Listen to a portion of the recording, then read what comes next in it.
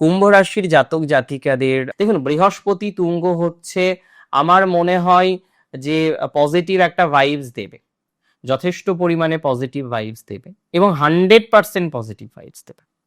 অনেকের অর্থগ্লানি, সম্পর্ক গ্লানি, ম্যারেজের নয়, আদার্স কিছু কিছু ইমপ্রুভমেন্ট দেবে। হঠাৎ কিছু প্রাপ্তির জায়গাও দিতে পারে, তবে সেটা সঠিক পদ্ধতিতে, লিগাল পদ্ধতিতে। ফাটকা বা এই ধরনের বিষয়ও লিগাল হতে পারে, সেটা অবশ্যই বিচার্য। তবে এটুকু বলি যে এই যে পাওয়াটা, সেটা আপনার কোনো লিগাল মাধ্যমে, ইন দ্য সেন্স ইনহেরিটেন্স হতে পারে, কোনো সম্পত্তি নিয়ে কেস কামারির ব্যাপার থেকে হতে পারে। তার মানে লিগাল পদ্ধতিতে কিছু অর্থ দেবে।